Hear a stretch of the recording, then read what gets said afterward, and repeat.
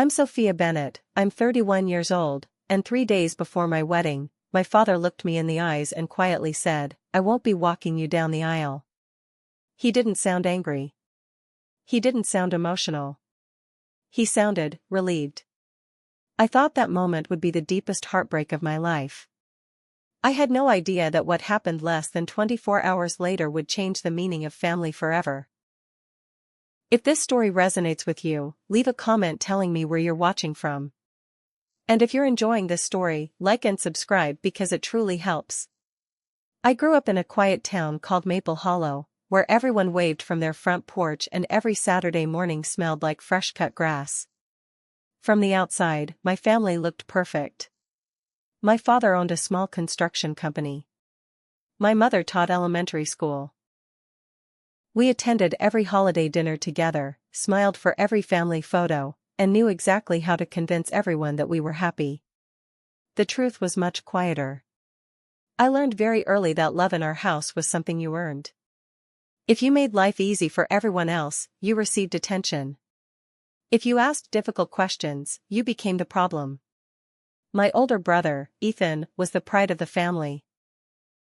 He played football, graduated with honors, and eventually joined my father's business. Every accomplishment of his was celebrated with speeches, dinners, and expensive gifts. When I won a statewide photography competition at 16, my father looked at the certificate for barely 2 seconds. "That's nice," he said. Then he turned back to helping Ethan shop for a new truck. I told myself it didn't matter. I kept telling myself that for years. Photography became my escape. Whenever life felt too loud, I picked up my camera and searched for ordinary moments that everyone else ignored: sunlight through old windows, children chasing pigeons, elderly couples holding hands in grocery stores. Those pictures eventually became my career. I opened my own photography studio at 27. It wasn't glamorous, but it was mine. Weddings, family portraits, newborn sessions, every smiling face reminded me that beautiful families really did exist somewhere. Then I met Daniel. He wasn't one of my clients. He spilled coffee on my camera bag outside a bookstore. "I think I just ruined something expensive," he said, completely horrified. I laughed so hard that strangers turned around. That was our beginning. Daniel never tried to impress me with grand gestures. He remembered small things. He brought me hot chocolate after late editing nights. He learned the names of every flower outside my studio. When I became overwhelmed before holiday season bookings, he quietly ordered dinner without asking what I wanted. He already knew. A year later, he proposed during sunrise at the lake where I loved taking photographs. There were no crowds. No musicians. Just morning mist, birds waking up, and the man who had slowly become my safest place. I said yes before he even finished asking. My mother hugged me when we announced our engagement. My father smiled politely. "Congratulations," he said. Nothing more. I ignored the strange feeling in my stomach. Maybe weddings made fathers emotional in different ways. Maybe he simply didn't know how to express it. Months passed. Daniel's parents became deeply involved in planning. His mother helped choose flowers. His aunt volunteered to bake cookies for the reception. His father, Richard, asked if he could build the wooden welcome sign himself. Every weekend they showed up carrying something. Food. Decorations. Encouragement. My own parents mostly asked about the budget. One evening, while finalizing seating charts, my father suddenly asked, "How much are Daniel's parents contributing?" I looked up. "What do you mean?" "The wedding isn't cheap. They offered to help because they wanted to." He nodded slowly. Families remember who pays. The comment stayed with me much longer than I expected. A week later I overheard my parents talking after they thought I had left their house. My mother whispered, "People are already saying Richard's family is doing more than we are." My father's answer chilled me. "I'm not competing with them." It wasn't about me. It was about appearances. 2 months before the wedding, another strange thing happened. My father asked if Ethan could give a speech during the reception. I smiled. Of course. Then he added something unexpected. And maybe keep Daniel's father from speaking too long. I frowned. Why? He doesn't need to become the star of your wedding. I laughed awkwardly, thinking he was joking. He wasn't. The closer the wedding became, the more distant my father grew. Phone calls became shorter. Messages went unanswered. When we met to finalize rehearsal details, he spent most of lunch checking emails. I kept convincing myself everything would be fine. Until Wednesday afternoon. 3 days before the ceremony. I drove to my parents' house carrying printed timelines for everyone involved in the wedding. The house was strangely quiet. My mother wouldn't meet my eyes. My father asked me to sit down. The silence felt heavier than anything he could possibly say. Finally, he folded his hands together. I'd been thinking. Whenever my father started a sentence like that, someone usually left disappointed. I don't think I should walk you down the aisle. For a second, I honestly believed I had misunderstood him. What? I think it would create unnecessary tension. Tension with who? He looked away. Your brother. I stared at him. Ethan? He feels Daniel's family has replaced us. I blinked several times. What does that have to do with you walking your daughter down the aisle? He sighed. I don't want anyone feeling uncomfortable. I couldn't believe what I was hearing. So, instead of upsetting Ethan, I think it's better if you walk alone. The room became painfully quiet. My mother remained silent. She never once disagreed.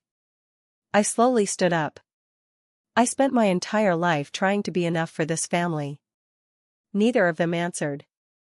I picked up the wedding timeline from the table. You know what's heartbreaking? My father finally looked at me. I still hoped you'd choose me. I walked toward the front door before either of them could respond. Just as my hand touched the doorknob, the doorbell rang. My mother opened it. Standing on the porch was Daniel's father, Richard, holding an old wooden box. He looked at my tear-filled face, then at my father, and quietly said, I think I arrived at exactly the right time. Richard stood quietly on the porch, still holding the weathered wooden box against his chest. No one spoke. The silence seemed to stretch across the entire hallway. He looked from my father to me, then back again. His kind eyes immediately noticed the tears I was trying so hard to hide. I can come back later, he said gently. Before anyone answered, I shook my head. No, please come in. My father stepped aside without saying a word. Richard walked into the living room carefully, as though he had entered a place where one wrong sentence could break everything. I was bringing these, he said, placing the wooden box on the coffee table. They're the family cufflinks Daniel's grandfather wore at his wedding. Daniel wanted to wear them on Saturday. His smile faded as he looked at me again. What happened? I opened my mouth, but nothing came out. I wasn't ready to say the words aloud. Richard didn't pressure me. Instead, he simply pulled a chair closer and sat down. I've learned something over the years, he said softly. People usually don't cry because of one sentence. They cry because that sentence confirms what they've feared for a very long time. That was it. The tears I had been holding back finally escaped. My father shifted uncomfortably. Sophia is emotional, he muttered. Richard looked directly at him. No. His voice remained calm. She's heartbroken. The room froze. No one had ever corrected my father so respectfully, yet so firmly. I finally whispered, Dad doesn't want to walk me down the aisle. Richard blinked once. Then he looked at my father. May I ask why? My father folded his arms. I think walking alone is more appropriate under the circumstances. What circumstances? My son feels overlooked. Richard nodded slowly, almost as if he was trying to understand. So your solution is to overlook your daughter? No anger. No raised voice. Just one simple observation. My father had no answer. A minute later Richard stood. I should go. He picked up the wooden box. As he reached the doorway, he paused beside me. If you need anything. He let the sentence hang. Anything at all. He gently squeezed my shoulder before leaving. That simple gesture somehow carried more comfort than every conversation I'd had with my father in years. The drive home was quiet. I turned off the radio halfway there because every song suddenly felt too emotional.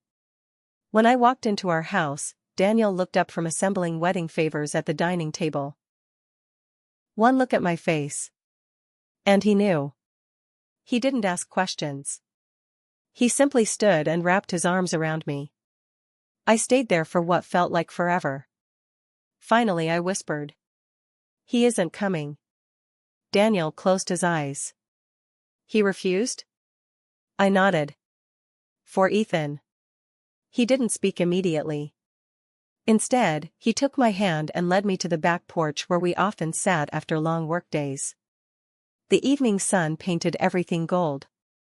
I've been thinking about something, Daniel finally said. What? My dad. I looked at him. I can't ask him. Why not? Because this shouldn't be his responsibility. Daniel smiled sadly. Sophia. My father gave up that responsibility. The words hit harder than I expected. He wasn't trying to replace anyone. He was simply telling the truth. Still. I wasn't ready. The next morning my phone wouldn't stop vibrating. Messages. Family group chats. Wedding reminders. Flower confirmations. Then one notification caught my attention. It was from my cousin, Emily. Can we talk? Privately? We met at a small coffee shop near downtown. Emily looked nervous. She stirred her drink 3 times before saying anything. I don't think you know the whole story. What story? She lowered her voice. I was at your parents' house Monday night. I frowned. So? Ethan was there. My stomach tightened. He wasn't just upset. Emily hesitated. He gave your father an ultimatum. I stared at her. What kind of ultimatum? She looked around to make sure no one was listening. He said if your father walked you down the aisle. She swallowed. He shouldn't expect to see his future grandchildren very often. I felt my heart beat slow. Not faster. Slower. Almost numb. Future grandchildren? Daniel and I weren't even married yet. He actually said that? Emily nodded. He told Uncle Mark that family loyalty has consequences. I couldn't believe it. It wasn't disappointment. It wasn't hurt feelings. It was emotional pressure. And my father had surrendered to it. Emily reached across the table. I'm sorry. So am I. But not for the wedding. She looked confused. I'm sorry my father believed fear was more important than love. Neither of us spoke after that. Some truths leave no room for conversation. That afternoon I returned to the photography studio to finish editing one last wedding album before my own ceremony. Life had to continue. Clients still needed their pictures. Deadlines still existed. As I opened the gallery from another bride's wedding, one photograph filled the screen. A father kissing his daughter's forehead just before walking her down the aisle. I stared at it for several seconds. Then quietly closed the laptop. For the first time, I wondered if I should remove that tradition from my own wedding entirely. Maybe no one should walk beside me. Maybe I should start this new chapter alone. Just then, someone knocked on the studio door. I looked up. Standing outside the glass entrance was Richard. And in his hands, he was carrying something wrapped carefully in white cloth. When he uncovered it, I immediately recognized what it was. My breath caught in my throat. Because somehow, he had built something for my wedding.